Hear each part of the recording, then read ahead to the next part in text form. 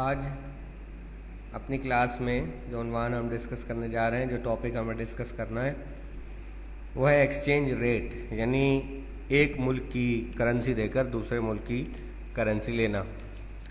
یہ آج کی دنیا کا ایک بہت ہی اہم موضوع ہے، اور ہم آج کی کلاس میں یہ دیکھیں گے کہ کن وجوہات کی بنا پر کسی ایک ملک کی کرنسی کی قدر میں کمی ہوتی ہے اور دوسرے ملک کی کرنسی کی قدر میں اضافہ ہوتا ہے، اور کیا کیا عناصر ہوتے ہیں کہ جو اس کے پیچھے کار فرما ہوتے ہیں۔ بہت سارے لوگ اس میں دلچسپی رکھتے ہیں اور دنیا کی مختلف ویب سائٹس پر تمام دنیا کی کرنسیز کے ایکسچینج ریٹس دستیاب ہوتے ہیں، اور وہ روزانہ کی بنیاد پر اوپر نیچے، یعنی اس میں کمی اور بیشی، اضافہ اور کمی بھی ہوتی رہتی ہے۔ کن وجوہات کی بنا پر اضافہ ہوتا ہے، کن وجوہات کی بنا پر کمی ہوتی ہے، یہ سب جاننے کے لیے ہم نے دو ملکوں کی کرنسی کو مثال کے طور پر لیا ہے، اور یہ دو ملک کون کون سے ہیں؟ ایک امریکی ڈالر اور ایک چائنیز یون۔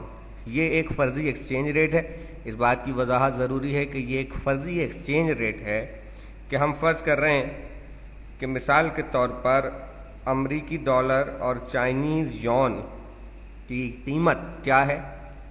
ایک ڈالر کی قیمت 10 چائنیز یون کے برابر ہے، یعنی اگر کوئی شخص 10 یون دے گا تو اس کے بدلے میں اسے $1 ملے گا۔ یہ واضح رہے کہ یہ ایک فرضی ایکسچینج ریٹ ہے۔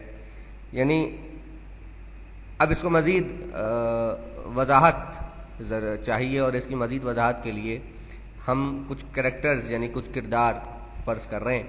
ہم نے فرض کیا کہ یہ ایک صاحب ہیں کہ جن کے پاس 1000 چائنیز یون موجود ہیں، اور یہ اس کو ڈالرز میں تبدیل کرنا چاہتے ہیں۔ ان کو ہم نام دیں گے مسٹر سی کا۔ آگے چل کے آپ دیکھیں گے کہ ان کا نام مسٹر سی ہوگا۔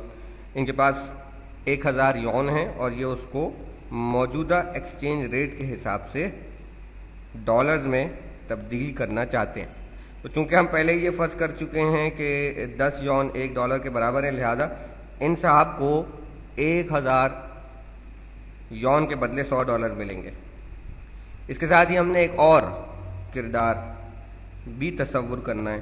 یہ ایک اور کریکٹر ہے کہ جن کے پاس فرض کیا کہ 100 امریکی ڈالرز موجود ہیں، اور یہ ان امریکی ڈالرز کو چائنیز یون میں تبدیل کرنا چاہتے ہیں۔ He wants to convert dollars into Chinese yuan۔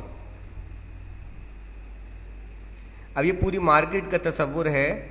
یہاں پہ تو ظاہر ہے کہ چند ہی کردار فرض کیے جا سکتے ہیں، لیکن یہ چند کردار پوری مارکیٹ کا ایک خاکہ آپ کے سامنے پیش کر رہے ہیں، اور اس مارکیٹ کو سمجھنے کے لیے ہمیں ایک اور کردار کا اضافہ کرنا پڑ رہا ہے، اور یہ خاتون ہے۔ اس مرتبہ ہم خاتون لے رہے ہیں کہ یہ خاتون ہے۔ دو صاحبان ہم نے لیے، ایک خاتون اب ہم لے رہے ہیں کہ جن کے پاس $100 ہیں، ان کے پاس بھی $100 ہیں، اور یہ بھی ان کو چائنیز یون میں تبدیل کرنا چاہتی ہیں۔ آگے چل کے آپ دیکھیں گے کہ ان کا نام مس بی ہوگا۔ اوپر والے صاحب جن کے پاس $100 ہیں ان کا نام مسٹر اے ہوگا، اور جن کے پاس چائنیز یون موجود ہیں 1000، ان کا نام مسٹر سی ہوگا۔ اب ان دونوں حضرات کے پاس $100 ہیں، اور یہ اس کو چائنیز یون میں تبدیل کرنا چاہتے ہیں۔ یہ ایک پوری مارکیٹ کی صورتحال ہے کہ اس وقت پوری مارکیٹ میں 200 امریکی ڈالرز موجود ہیں کہ جو چاہتے ہیں کہ وہ چائنیز یون میں کنورٹ ہو جائیں، جبکہ دوسری طرف ہم دیکھتے ہیں کہ اس وقت مارکیٹ میں ٹوٹل یعنی کل 1000 یون چائنیز یون موجود ہیں کہ جو امریکی ڈالرز میں کنورٹ ہو سکتے ہیں یا ہونا چاہتے ہیں۔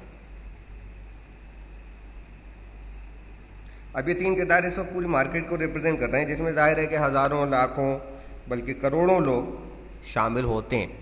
$200 ہیں جو کہ چائنیز یون میں تبدیل ہونا چاہتے ہیں، جبکہ دوسری طرف مارکیٹ میں ٹوٹل 1000 یون موجود ہیں۔ اب ہوگا کیا؟ اس وقت مارکیٹ سچویشن یہ ہے، تو اس مارکیٹ سچویشن میں ہوگا کیا؟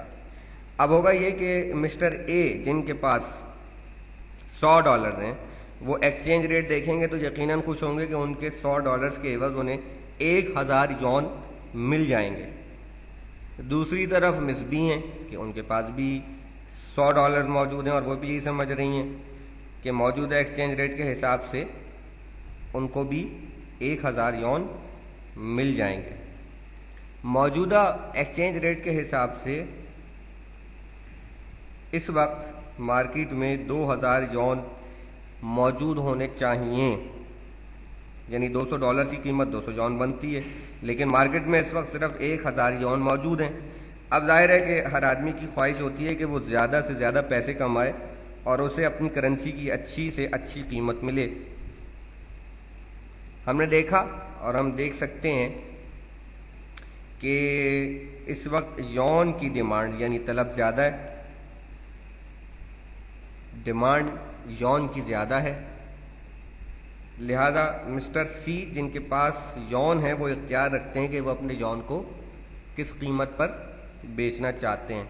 یہ ایک آکشن کی سی صورتحال ہے کہ جو زیادہ بولی لگائے گا چیز اسے مل جائے گی، کیونکہ مسٹر اے اور مس بی جو ڈالر رکھتے ہیں وہ یون خریدنا چاہتے ہیں۔ مسٹر اے اپنے ڈالرز لے کر مسٹر سی کے پاس پہنچے کہ بھائی مجھے ڈالر کے بدلے یون چاہیے، اور چونکہ $1 10 یون کے برابر ہے لہذا 1000 یون $100 کے برابر ہوں گے۔ لیکن ساتھ ہی مس بی بھی مسٹر سی کے پاس پہنچیں اور انہوں نے بھی یہی کچھ کہا۔ اب یہاں جو صاحب یعنی مسٹر سی یون رکھتے ہیں ان کے پاس یہ اختیار ہوگا کہ وہ اپنے یون کو زیادہ قیمت پر بیچیں، لہٰذا انہوں نے کہا کہ جناب اب میں $1 میں 10 یون نہیں بلکہ 9 یون دوں گا، یعنی یون کی قیمت بڑھ گئی جبکہ ڈالر کی قیمت کم ہو گئی۔ اب یہاں ایک نیا ایکسچینج ریٹ طے ہوا کہ اب $1 کے بدلے 10 نہیں بلکہ 9 یون ملیں گے۔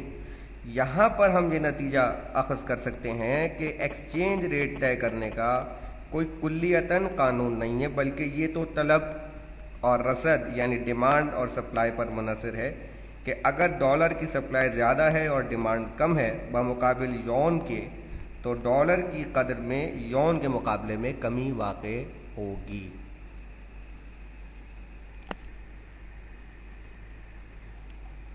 یہ پورا ہو گیا۔